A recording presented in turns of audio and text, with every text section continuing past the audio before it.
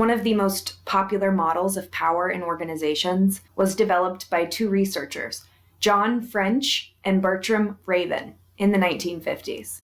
They proposed 5 sources, or bases, as they call them, of power. And they divide bases of power into 2 categories, formal power and personal power. The biggest difference between formal and personal power is the source of it, where it comes from. Formal power tends to come from a role, tends to come from something outside of the person, whereas personal power tends to come from within the individual. Formal power is based on an individual's position in an organization, and it includes 3 different types: legitimate, reward, and coercive power.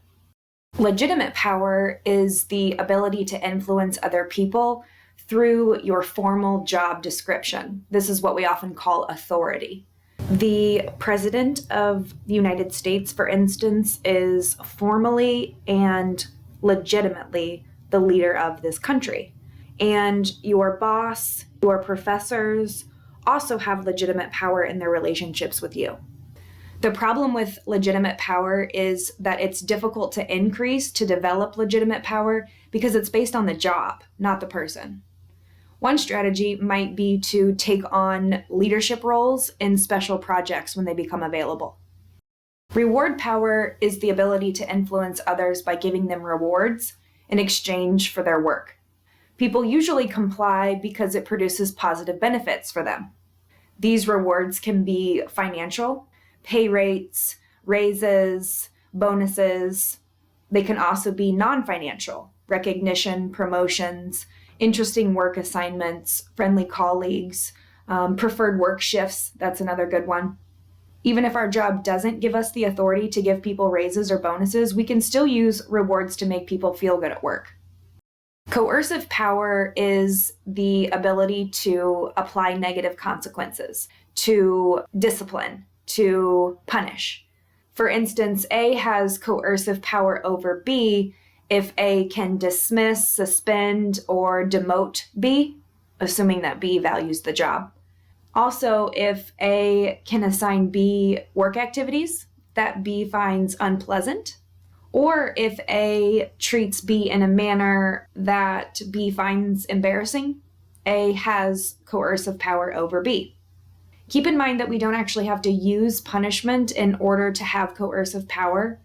The idea that we can punish people is usually enough to influence them. So establish your expectations upfront, outline the consequences for undesirable behaviors, and then hold people accountable for exhibiting those undesirable behaviors. It's also important that we use coercive power with caution. If we use it too much, it undermines our other sources of power. Personal power, on the other hand, comes from an individual's personal characteristics and includes referent and expert power.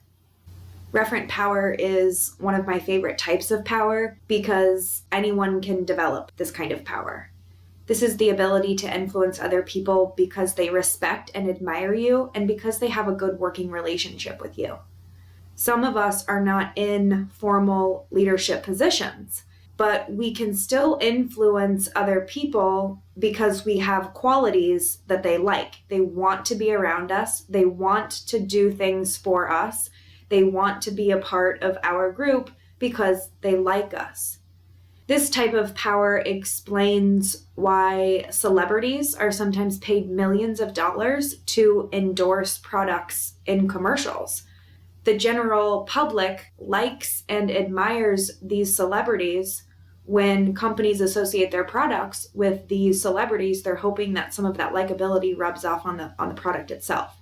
We can develop our referent power in a variety of ways. First, my recommendation is to expand your social network and try establishing genuine working relationships with new people inside your organization, people outside of your organization. You can also develop referent power by being a good person. Tell the truth, be kind, do the right thing. Expert power is another type of personal power.